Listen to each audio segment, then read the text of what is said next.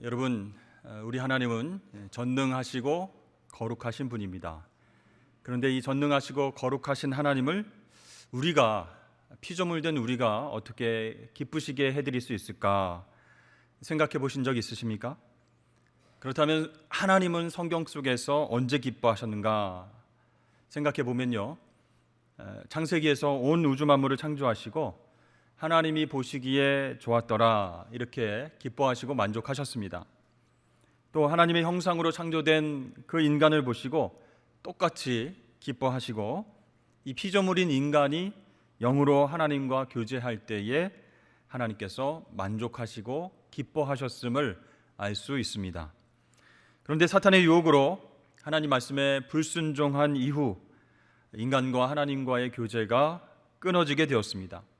죄가 하나님과 우리 사이를 멀어지게 했습니다. 그럼에도 불구하고 하나님께서는 포기하지 않으시고 아브라함과 이스라엘을 부르시고 선택하셔서 구원과 축복을 약속하여 주셨습니다. 그리고 제사제도를 통해서 나와 함께 만나자, 교제를 나누자 이렇게 말씀하셨습니다. 자, 그렇다면 오늘날 우리가 하나님을 기쁘시게 하는 방법은 무엇일까요? 하나님께서 왜 나를 부르셨고 왜 자녀 삼아 주셨는지 그 하나님의 뜻을 먼저 깨닫고 하나님과 교제하는 것입니다. 자, 하나님과 교제하기 위해서는 우리도 하나님처럼 거룩해져야 합니다. 7절 말씀입니다. 하나님이 우리를 부르심은 부정하게 하심이 아니요 거룩하게 하심이니. 아멘. 그렇습니다. 우리를 부르신 하나님의 목적은 바로 거룩인 줄로 믿습니다. 우리는 이 거룩을 통해서 하나님과 교제하게 되고 하나님의 마음을 기쁘시게 해드릴 수 있습니다.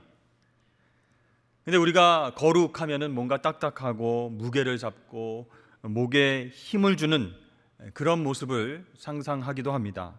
그러나 이 거룩이라고 하는 것은요, 하나님을 기쁘시게 해드리는 우리의 말과 행동이다 이렇게 말씀드릴 수 있습니다. 쉽게 말해서 사랑하는 대상을 위해서 우리가 마음을 다해서 섬기고 이야기하고 행동하는 것, 그게 바로 거룩의 모습이다라는 것이죠.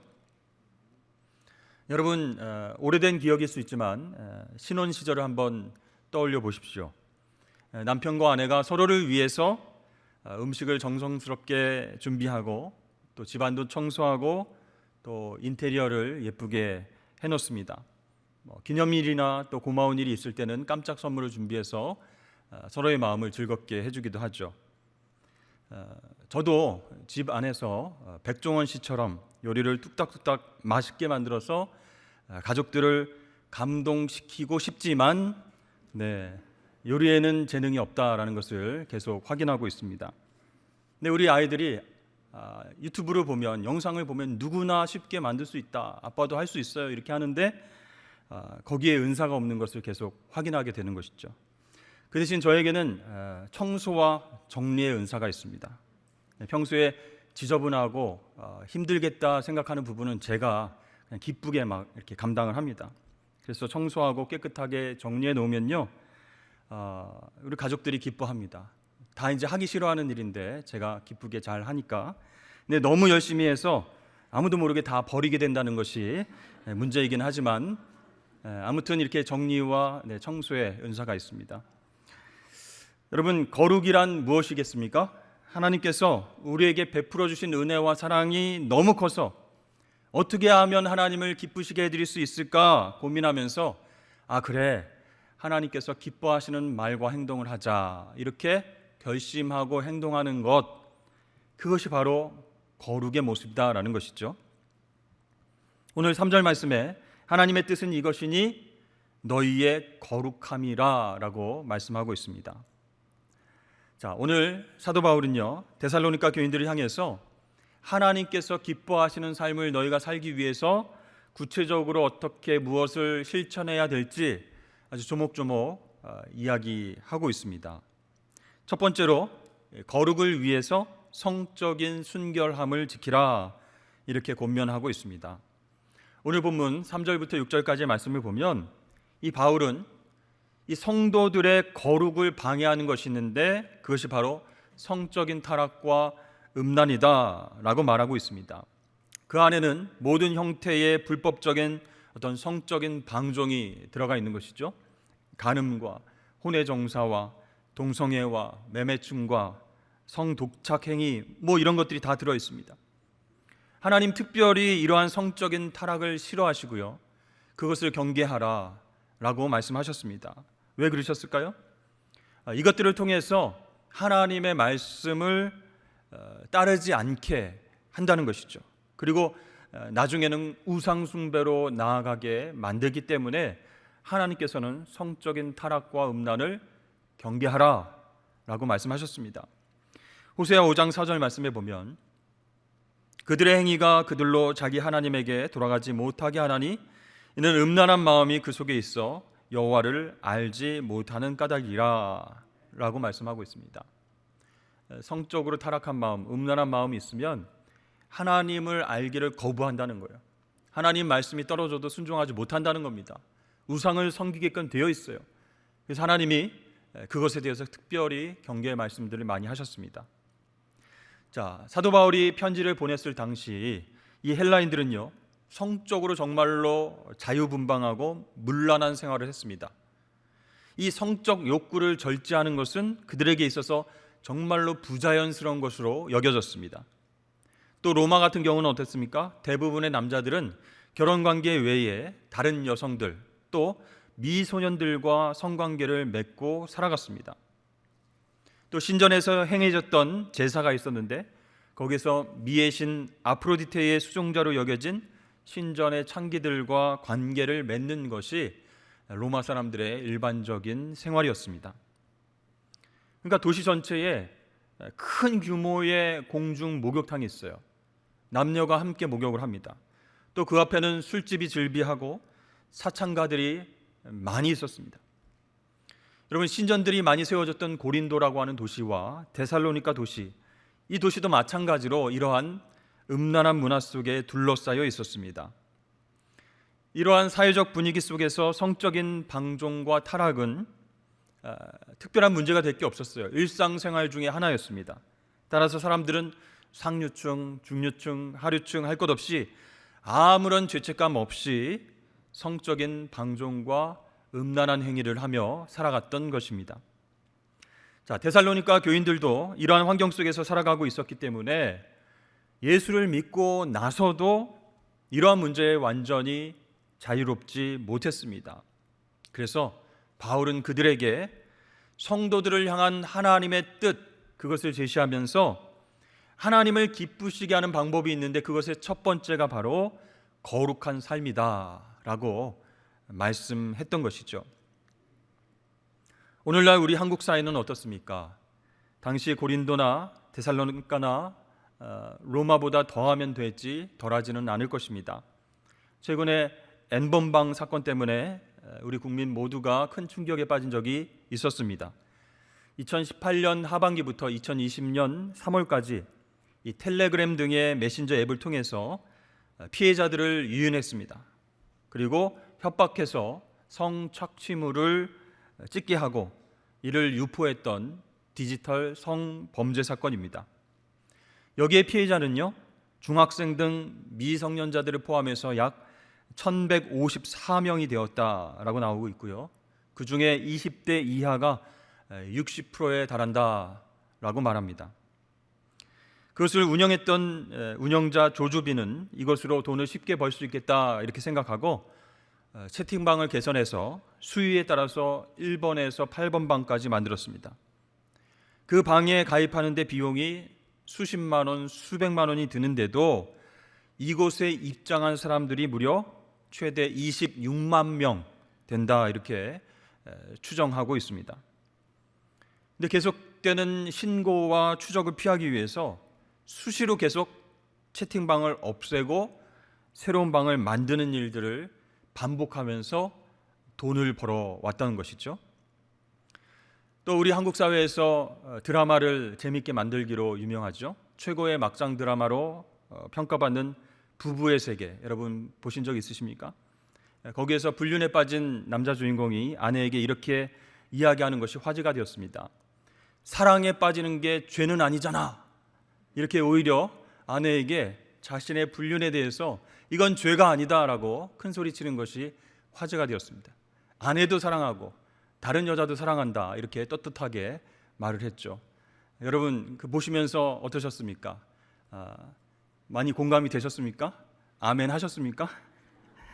그 드라마에 나오는 여러 대사 중에 이런 대사가 있습니다. 세상에는 두 종류의 남자가 있다. 바람 피우는 남자와 그것을 들키는 남자다. 네, 이런 대사가 있었어요. 근데 저는 그 드라마의 그 대사들을 보면서 이것은 그냥 재미있는 드라마 차원이 아니라 현재 우리 사회를 그냥 가식 없이 드러내 보여주는 그런 드라마가 아닐까라는 생각을 했습니다.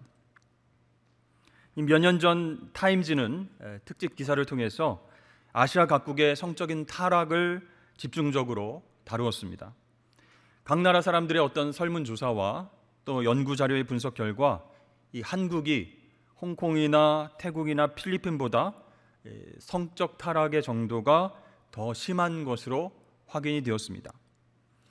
우리 대한민국의 결혼한 남성의 약 65% 그리고 여성의 41%가 배우자가 아닌 다른 사람과 관계를 가진 일이 있다라고 합니다. 또 전 세계를 휩쓴 미투 운동이 한국에도 상륙해서 한참 이슈가 된 적도 있었습니다. 성적인 문란함은 직업과 나이에 상관이 없음을 우리가 확인하게 되었죠. 정치, 교육, 문화계, 종교계, 체육, 사회 각 분야의 수많은 지도층 사이에서 이런 일들이 만연해 있다라는 사실을 우리가 알게 되었습니다. 여러분, 특별히 이러한 성적 방종의 문화, 음란의 문화는요, 음주 문화와 같이 가게 되는 것입니다. 그런데 뉴스를 보면 술에 만취해서 여러 가지 사건 사고가 터지는데 우리나라는 거기에 대한 처벌이 너무 관대하다는 것입니다. 술 먹고 기억이 잘 안 납니다. 사고를 쳤는데 기억이 하나도 안 난다는 거예요. 이렇게 술로 인해서 벌어진 살인과 교통사고와 또 성폭행과 이런 모든 사건 사고들이 심신미약 등의 이유로 감형되거나 가볍게 넘어가는 안타까운 현실이기도 합니다. 더 큰 문제는 뭐가 있을까요? 하나님을 믿는 성도들도 이런 시대의 영향을 받아서 성적인 범죄에서 자유롭지 못하다라는 것입니다. 사도 바울 시대나 요즘 시대나 똑같다는 것이죠. 그래서 바울은 데살로니가 성도들에게 그러한 음란한 문화를 버리고 거룩하라라고 권면하고 있습니다. 예수 믿지 않는 세상 사람들에게 권면한 것이 아니라 예수 믿고 있는 교회 성도들에게 성적 방종과 음란함을 버리라, 거룩하라 이렇게 권면하고 있는 것이죠. 오늘 5절과 6절 말씀 보십시오. 하나님을 모르는 이방인과 같이 세욕을 따르지 말고 이 일의 분수를 넘어서 형제를 해하지 말라라고 권면하고 있습니다. 자, 형제를 해하지 말라. 왜 이런 말까지 나왔을까요? 이 성적인 범죄는요, 개인의 잘못으로 끝나는 것이 아니라 주위 사람들을 해치고 공동체를 흔드는 일이다 라는 것을 분명히 말씀하고 있는 것이죠. 여러분, 한 명의 신실한 성도가 또 한 명의 목회자가 성적인 죄를 지으면 어떻게 되겠습니까?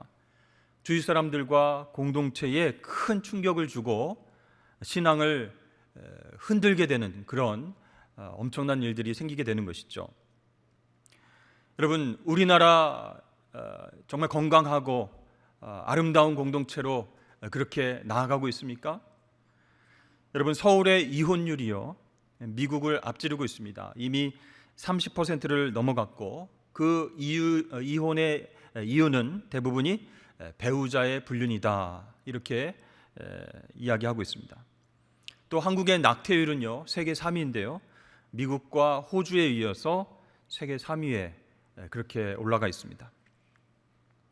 미국의 경우에는 뭐 땅도 크고 넓고 사람도 많기 때문에 훨씬 범죄도 많겠지 이렇게 생각하지만 매년 120만 명의 아버지 없는 아이들이 태어나게 되는데요. 그 중에 대부분이 정부 보조를 받고 열악한 환경 속에서 자라나게 됩니다. 그러면서 어릴 적부터 범죄에 물들어가는 것이죠. 성장 후에는 여러 가지 범죄에 연루가 되어서 감옥 생활을 하게 된다라는 그런 내용을 읽은 적이 있습니다. 여러분, 이렇게 성적인 타락은 개인만의 문제가 아니라 가정과 사회를 무너뜨리고 한 나라를 병들게 하는 무서운 죄라고 하는 것이죠. 그래서 하나님께서는 이 성경 말씀을 통해서 성적 타락의 죄를 구체적으로 다루시면서 계속 강조하고 계시는 것입니다. 하나님의 백성들은 세상으로부터 구별된 거룩한 삶을 살아야 된다, 이렇게 계속해서 선지자들을 통해서 또 예수님을 통해서 강조하고 말씀하셨습니다. 왜 그렇게 말씀하셨을까요? 우리가 거룩한 백성으로 사는 것이 가정과 사회 공동체를 안전하게 만들고 지키는 일이기 때문에 거룩한 삶을 살아라 라고 말씀하신 것입니다. 그렇습니다.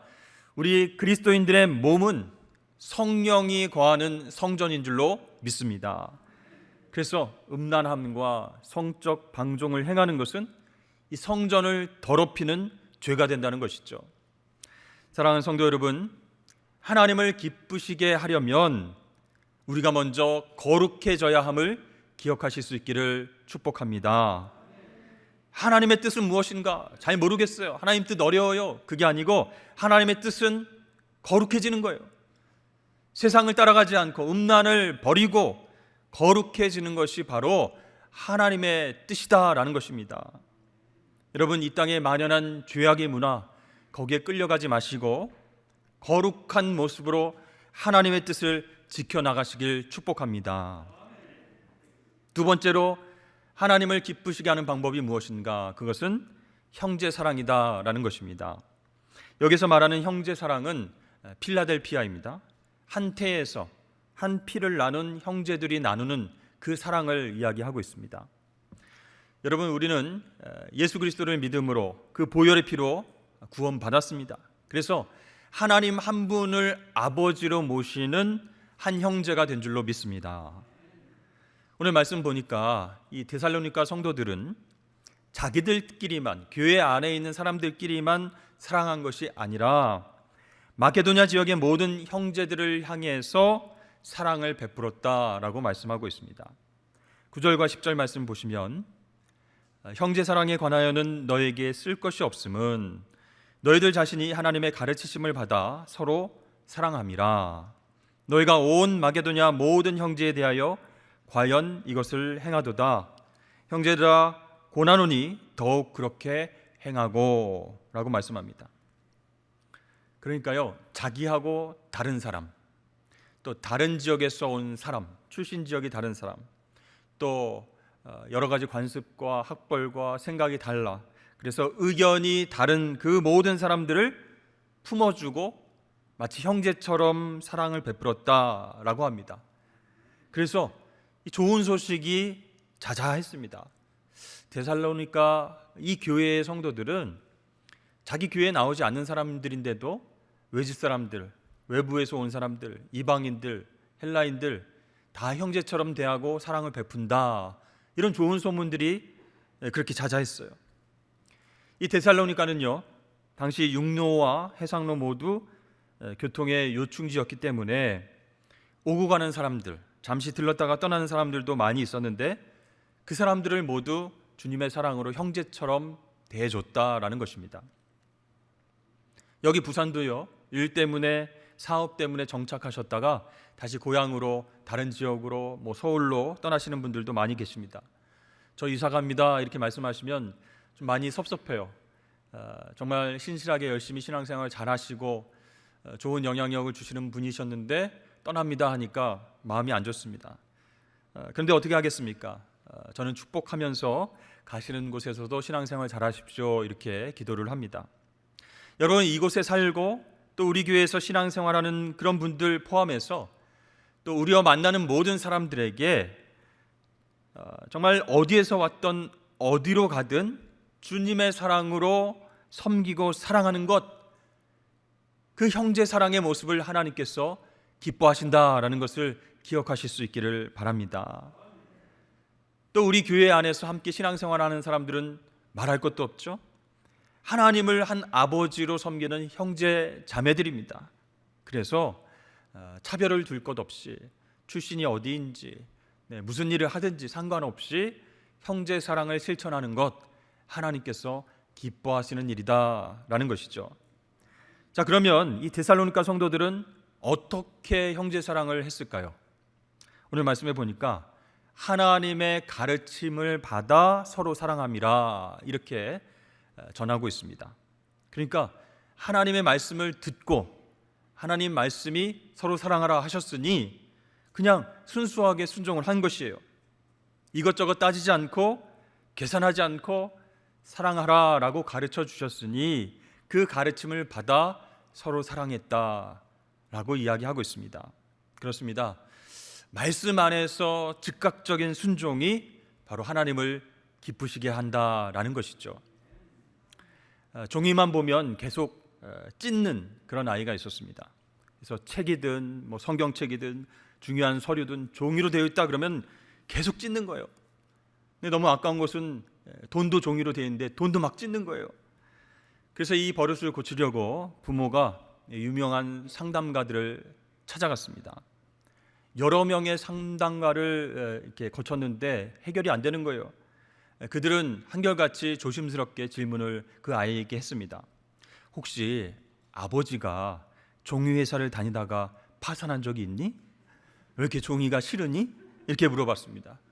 또 어떤 상담가는 종이가 아닌 우리 다른 것을 한번 부셔보자. 그러면 막 마음이 시원해질 거야. 그렇게 얘기하기도 했어요. 또 어떤 사람은 어려서 혹시 날카로운 종이에 손이 베거나 이렇게 상처받은 일이 있니? 이렇게 조심스럽게 접근을 하고 원인이 무엇일까 고민하고 해결책을 내놓았지만 이 아이가 나아지지 않는 거예요. 계속 종이로 된 것 보기만 하면 찢는 겁니다. 그러다가 한 상담가가 그 문제를 깨끗하게 해결했습니다. 어떻게 했을까요? 증상을 딱 듣고는 한마디 했습니다. 찢지 마세요. 그리고 끝났습니다. 여러분, 해결책은 의외로 간단합니다. 말씀대로 실천하면 되는 것입니다. 하나님께서 사랑하라 말씀하셨으니까 여러 가지 조건과 상황과 그런 것들 계산하고 생각하지 말고 순종하는 것입니다. 여러분, 사탄은요, 우리가 하나님 말씀에 순종하는 것을 막기 위해서 복잡하게 생각하게 합니다. 경우의 수를 따지고 나한테 이익이 될까 계산하게 만든다는 것이죠. 여러분, 그러나 우리의 상황이 힘들고 복잡하고 어려울수록 오히려 더 하나님 말씀에 순종하는 것, 그것이 바로 하나님을 기쁘시게 하는 일이고 우리가 승리하는 비결이 될 줄로 믿으시길 바랍니다. 이 바울은 성도들을 칭찬했습니다. 형제들을 너무 잘 사랑하고 있구나, 좋은 소문이 났구나 칭찬하면서 마지막에 형제들아 고난오니 더욱 그렇게 행하고 라고 말합니다.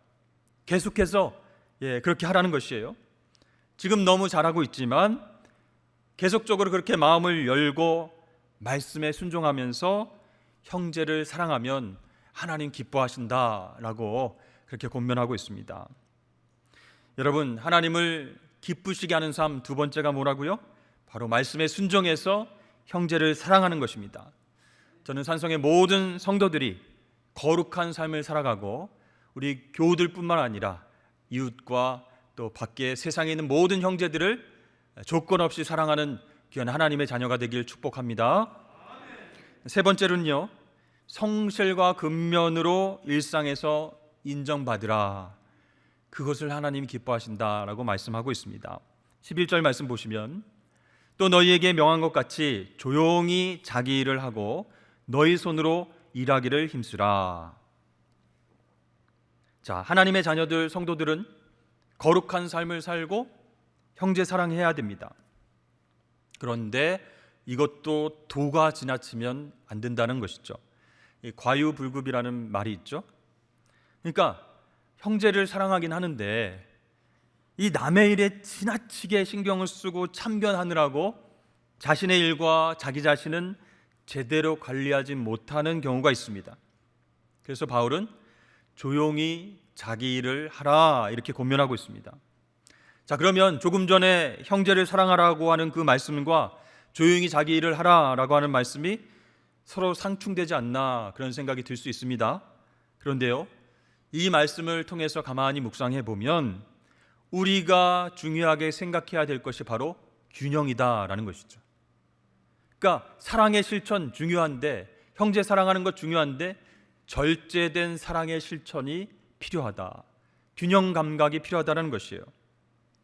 자, 여러분, 내가 하나님 앞에서 균형 있고 성숙한 내면으로 갖추어지고 준비되지 않았는데 형제 사랑 실천한다고 오히려 사람들에게 다 참견하고 사람들을 상처 주는 일들이 많아지면 어떻게 되겠습니까? 그래서 여러분, 우리는 균형 감각을 가지고 절제된 사랑의 실천을 해야 되는데, 그것이 가능하게 되려면 늘 하나님의 말씀을 묵상하는 삶을 살아야 됩니다. 그 말씀 속에서 하나님 뜻을 분별해야지 우리가 오버하지 않을 수 있어요. 세상의 소음과 사람들의 소리와 세속의 성공의 소리하고 딱 단절된 주님과의 데이트 시간, 그 대화 시간이 필요합니다. 그래서 말씀을 묵상하면서 주님, 그렇군요, 나를 향하신 주님의 뜻이 이것이군요, 이렇게 나의 내면을 호수처럼 잔잔하게 만드는 시간을 마련해야 됩니다. 그러면 질문이 생기죠. 그렇게 하면 세상 가운데 열정을 가지고 복음도 전해야 되고 사랑도 실천해야 되는데 그냥 묵상만 하고 조용히 자기 일만 하면은 그거 못하는 것 아닙니까? 아니라는 거예요. 오히려 거룩한 침묵과 내적인 기품이 있는 그 묵상에 체질화된 사람이 현실을 도피하지 않습니다. 오히려 자신의 사명을 더 현실적으로 또 창의적으로 감당하게 해준다라는 것이죠. 그래서 열정이 있는 사람들이 물론 열심히 이제 주일을 감당합니다. 이것도 잘하고 싶고 저 일도 잘하고 싶고 이것도 성공하고 싶고 그래서 저 사람에게도 인정받고 싶고, 그러나 그러한 사람의 인정을 내려놓고 더 깊은 묵상으로 자신이 해야 할 일들을 겸손히 묵묵히 해 나갈 때 우리는 하나님께 영광을 올려드릴 수 있습니다.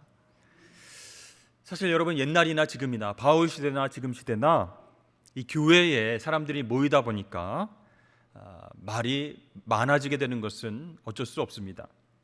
그런데 남의 일과 남의 사정에 대해서 말하기를 좋아한다는 것이 그게 안 좋은 부분입니다. 누구네 집은 부부관계에 문제가 있다더라, 막 쿵쿵거렸는데 알고 보니 싸웠다더라, 자녀들은 교육을 어떻게 받았는지 버릇이 없더라, 또 저 사람은 성격이 어떻고 저 사람은 교회에서는 괜찮은 것 같았는데 밖에 나가서는 어떻고, 이렇게 계속 남의 일과 남의 인격에 대해서 말하는 것을 좋아하게 된다는 것이에요. 자, 바울이 어떻게 얘기했습니까? 쓸데없이 남의 일에 간섭하지 말고 자신의 일이나 잘해라, 이렇게 권면하고 있습니다. 여러분, 이 말씀을 오해하시면 안 됩니다. 이것은 형제 자매의 일에 관심을 아예 두지 말라 이런 뜻이 아니라 진정한 사랑의 마음, 도울 의도도 없으면서 무책임하게 말을 퍼뜨리지 말아라, 그런 뜻이에요. 그래서 나중에는 자기는 그런 말 한 적이 없네, 나는 당신 편이네, 이렇게 하면서 또 힘들게 하게 만드는 것이죠. 바울은 또한 구체적으로 너희의 손으로 일하기를 힘쓰라 이렇게 권면하고 있습니다. 당시 문화적으로는요, 육체 노동을 천시하는 그런 분위기가 있었습니다. 대부분의 일들은 노예가 다 했고요, 귀족층과 또 상류층은 이 몸을 움직여서 땀을 흘리는 것, 그것은 신분에 어울리지 않는 천한 것이다 이렇게 생각을 했습니다. 또 교인들 중에는요, 예수님께서 다시 오실 것이니까, 다시 재림하실 것이니까 우리가 뭐 직업 갖고 열심히 땀 흘려서 일하는 것 의미가 있겠느냐 하면서 정말 놀고 먹는 사람들이 많이 생겼습니다. 그러니까 잘못된 종말 신앙을 갖고 있었던 것이죠. 자, 여러분, 그런 사람들이 많아질수록 어떤 일들이 벌어지게 될까요? 다른 사람들이 더 땀을 흘려서 그 사람의 목까지 열심히 노동을 해야 하는 일들이 벌어지게 된다는 것입니다. 그래서 사도 바울은 12절 말씀에 보면 이는 외인에 대하여 단정히 행하고 또한 아무 궁핍함이 없게 하려 함이라 이렇게 말씀합니다. 이게 무슨 뜻이냐면요, 아무에게도 짐이 되지 않도록 하려 함이라 이렇게 나와 있습니다. 그러니까 다른 성도들에게 짐을 지우는 그런 게으름이다라고 꾸짖고 있는 것입니다. 여러분, 이렇게 사도 바울이요 세부적으로 교인들에게 권면하는 이유가 무엇이겠습니까? 세상 가운데서 우리 그리스도인들의 영향력이 선하게 퍼져나가야 하기 때문입니다. 그래서 여기서 나온 외인, 불신자들, 세상 사람들이 우리 믿는 사람들을 보고 감동받고 하나님께 영광 돌리게 하기 위해서 우리는 우리의 거룩한 삶으로 선한 영향력을 끼쳐야 됩니다라고 아주 절절한 마음으로 편지를 쓰고 있는 것입니다. 여러분, 코로나 시대에 우리는 영적으로 더 깨어서 하나님을 기쁘시게 하는 삶을 살아가야 할 줄로 믿습니다. 성적인 타락과 또 음란 문화를 멀리하고 거룩을 지켜나가야 됩니다. 말씀에 순종하여서 차별 없는 그 형제 사랑을 실천해야 됩니다. 또 자신의 일상 속에서 조용히 또 열심히 땀 흘려서 살아가는 것, 그 모습을 보시고 하나님께서 기뻐하십니다. 사실 어려운 환경이 될수록 또 코로나 생활이고 답답하고 힘들수록 나 자신이 기뻐하는 일이 무엇일까, 그것을 생각하고 찾는 경향이 많이 있습니다. 그러나 이럴 때일수록 우리 성도들은 하나님을 기쁘시게 하는 삶이 무엇일까를 생각해야 된다는 것이죠. 여러분, 오늘 사도 바울이 우리에게 준 그 메시지는 생각해보면 그리 어려운 일들이 아닙니다. 그런데 사도 바울 시대나 우리 시대나 우리가 잘 실천하지 못하는 것을 보면 우리의 신앙과 마음이 나태해져 있구나, 거룩한 삶을 회복하지 못하고 있구나라는 것을 깨닫게 되는 것입니다. 사랑하는 성도 여러분, 오늘 말씀 기억하시면서 올 한 해 하나님이 기뻐하시는 삶을 살아가시길 주의 이름을 축복합니다. 거룩의 겉모습이 아니라 거룩의 능력을 힘 입으십시오. 그리고 형제를 사랑하시고 또 일상에서 사명을 잘 감당하십시오. 그런 모습을 보시고 하나님 기뻐하시면서 우리의 삶을 책임져 주시는 귀한 올 한 해가 될 줄로 믿습니다.